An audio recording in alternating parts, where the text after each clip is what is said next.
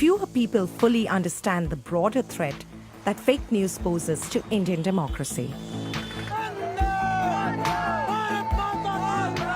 In Patna, the capital of the North Indian state of Bihar, thousands of people have assembled to watch Prime Minister Modi launch his campaign for re-election in the state.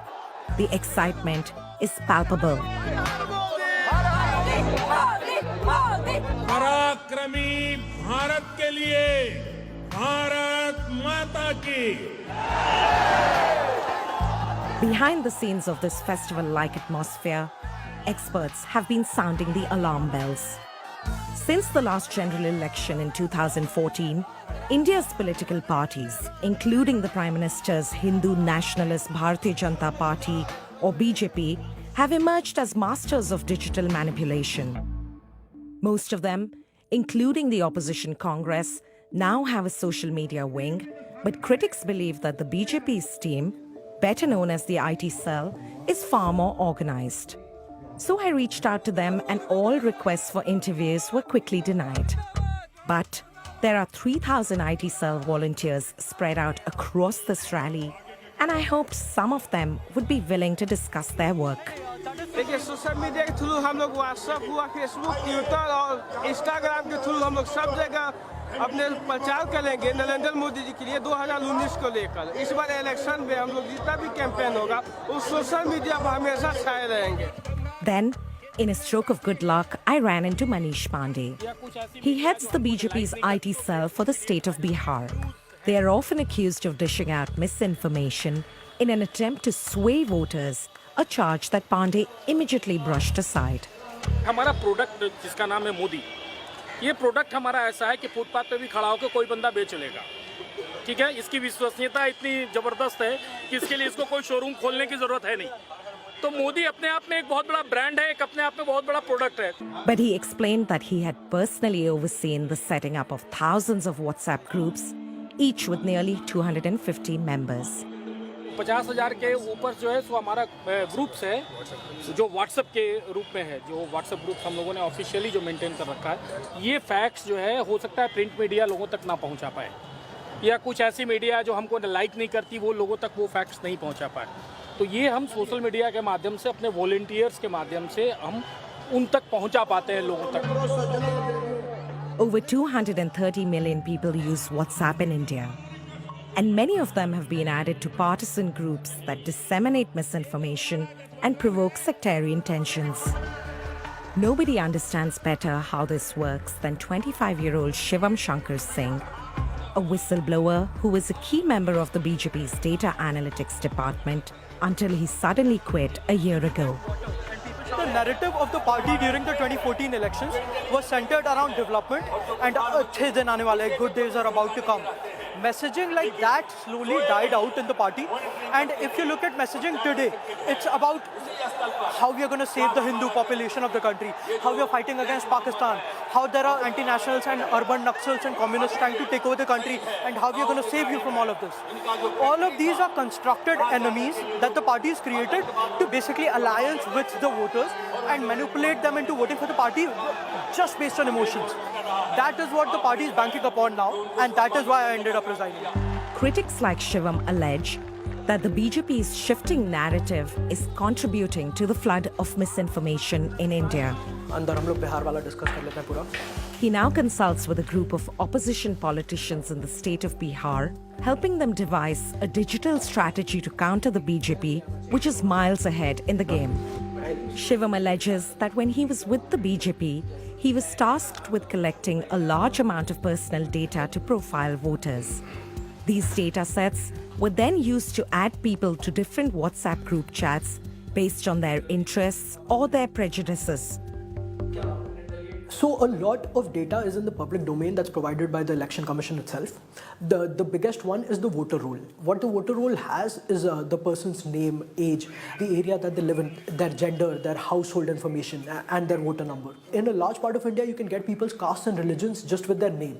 Because if it's a Muslim name, you know that person's probably a Muslim. So with just that, you can get to a 65-70% accuracy. With this, you can also map other data sets, including, say, electricity bills, which give you a great idea of socioeconomic status.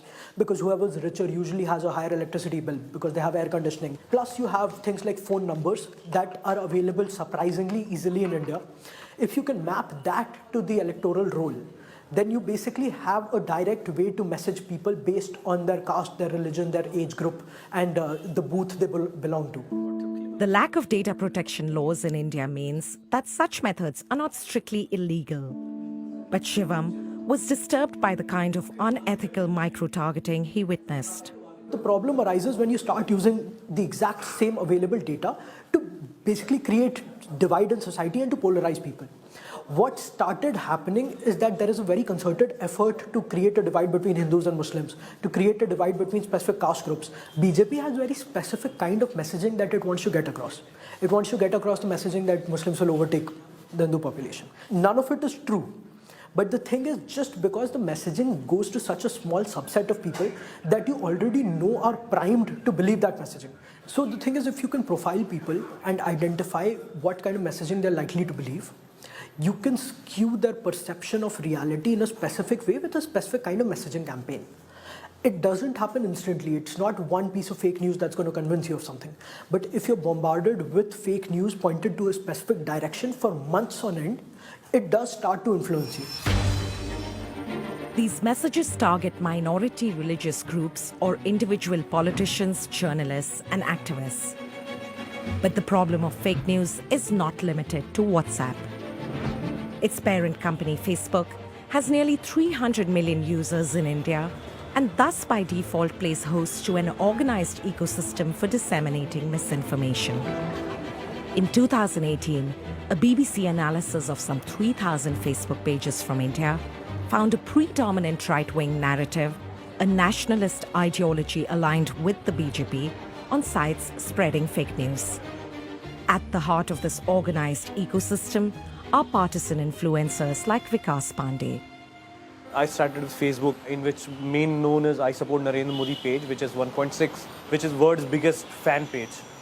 And I've got more pages which I don't want to name because they will again be targeted, but it's more than 6 crore likes. With Facebook now cracking down on pages that share misleading information, Vikas is careful not to reveal too much. But with his vast reach, he can often ensure that certain posts go viral. While some experts insist he's part of the BJP's IT cell, he denies it. I don't have any such formal role in the party, but people know me since I have been involved since last 15 years or so in the same setup. So it's like ad hoc. If we have to run a hashtag, I get a broadcast from others or a call from somebody in the party or the system was, this is how we need to do, and then I circulate further. To achieve this, he has an army of volunteers at his disposal. Mostly they are all students. So I normally see them for 6 months or so, see how sensible they are and how much they are willing to help to the cause. If they are willing to help, they are willing to learn also like Photoshop or something to make graphics out of. So I give them either from my pocket 1,000 or 2,000 rupees, like something for the internet. I ask some of my corporate friend to help them, like give them a job. While Vikas does not create any content himself, he has been accused of sharing misleading information. Anything who raises right-wing voice is attacked by left-wing lobby furiously. They want to demonizing, call him a fake news peddler, call him names, call him, just try to change narrative, make sure his credibility is lost. In a now deleted post, which we were able to pull up with the help of a web tool called Wayback Machine, Vikas shared a claim that the number of Rohingya refugees living in India had risen to 110 million people. In fact, the official figure is close to 40,000. But because the Rohingyas are a refugee group that are largely Muslim, this fed into the pre-existing bias in Indian society against Muslims. So therefore, this post was shared over 21,000 times before it was officially taken off. For Facebook, proving its credibility in its largest market is crucial. 2 weeks before the election began, Facebook banned hundreds of pages linked to the IT cells of the Congress and the BJP. But the volume of misinformation on social media networks is so high that technology companies just cannot keep up. This explosion has led to the birth of over half a dozen fact-checking networks like Alt News, co-founded by Prateek Sinha. For 2 years now, Sinha and his small team have consistently debunked fake news in a non-partisan way, earning them more than a few enemies along the way. We got the cheapest possible place to make an office because we have a shoestring budget. So these security cameras that you see, it is to tell people that if anything funny is tried, they are being recorded. So it is for our own safety. It's a few days after Indian Air Force planes hit a target inside Pakistani territory, and Prateek's team is neck deep in verifying false claims circulating on social media about the attack. हाय, मैं पूजा alt news से। The Indian air force ने 26 फरवरी को बालाकोट में air strike किया। इसके बाद social media पे एक नैरेटिव बनाने की कोशिश की जा रही थी कि कैसे एयर स्ट्राइक्स की वजह से पाकिस्तान में बहुत डेविस्टेशन कॉज हुआ। After the air strike there were also videos being circulated. We found videos of footage from video games, call of duty and stuff like that being circulated and saying that this is the Indian army attacking. For Alt News, following the money has become increasingly important. One way of doing this is to track how much individual pages are spending on Facebook ads. From Feb to now, they put how many crores? Bharat Ke Man Ki Baat, 1.2 crores. Then in 1 week, they have put out 50 lakhs. So they're essentially accelerating the amount. As the elections approach, one more thing that we need to do is that we need to go to some of the smaller pages which are not, which they think they are not being sort of monitored, and we want to see if there's any ad that Facebook has approved which has an element of misinformation. Alt News recently established that 70% of the money spent on political ads in a particular week had come from pro-BJP pages. Peddlers of misinformation continue to operate with impunity in India. The easy availability of data sets with personal information ensures that their content is targeted at audiences who are already primed to believe it. Today, over 600 million Indians are connected to the internet. As politicians target this rapidly growing constituency, the country's laws have not kept pace. Successive governments have failed to bring in a personal data protection law. The latest draft of this law will now only be discussed in Parliament after the ongoing polls. Thousands of kilometers from New Delhi, in the French city of Toulouse, security analyst Baptiste Roberts has given Indians yet another reason to demand more stringent data protection laws. Better known through his Twitter pseudonym Elliot Alderson, he describes himself as the worst nightmare of the BJP's IT cell. Ce qu'a fait Narendra Modi est très très intelligent puisqu'il a réellement utilisé les outils à sa disposition pour toucher les gens au plus près afin de les profiler et de les toucher réellement au cœur de leurs préoccupations. A year ago, Baptiste revealed that the Prime Minister's Namo app was sending users' personal data without their consent to an American behavioral analytics company called CleverTap. This included specifics such as age, profession, and other voter ID details. Quand on regarde les services que propose CleverTap, la documentation est très très claire. CleverTap aujourd'hui propose à ses clients, donc dans le cas précis les développeurs de l'application Namo, de pouvoir segmenter ses utilisateurs et on va pouvoir les cibler avec des campagnes très spécifiques. Et par exemple, lorsqu'on va envoyer une nouvelle, on va être capable de profiler, de modifier la nouvelle de manière à ce qu'elle convienne mieux à tel type d'utilisateur. Shortly after Baptiste's revelations, the BJP confirmed directly to him that CleverTap was using the data from the Namo app for analytics. What does CleverTap offer that The company remains elusive about the nature of this analysis. All our emails and calls to them went unanswered. But their website provides a few clues. CleverTap's overall approach is to make relationship marketing dead simple and easy for marketers.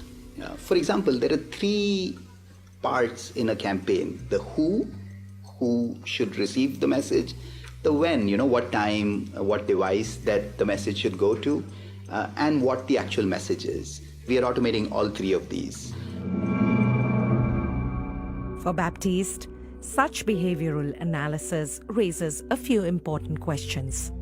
CleverTap est aujourd'hui assis sur 10 millions, plus de 10 millions de données personnelles d'utilisateurs indiens. Qu'est-ce qu'ils en font? On ne sait pas. Utiliser une solution d'analytics, ce n'est pas quelque chose de très étonnant pour des développeurs d'applications.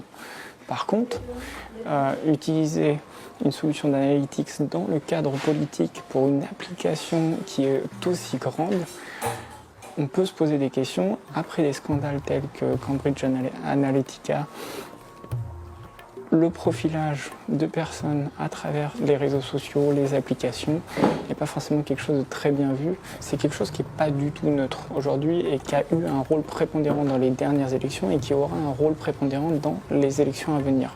Le rôle des réseaux sociaux est très très important dans la prise de décision du vote.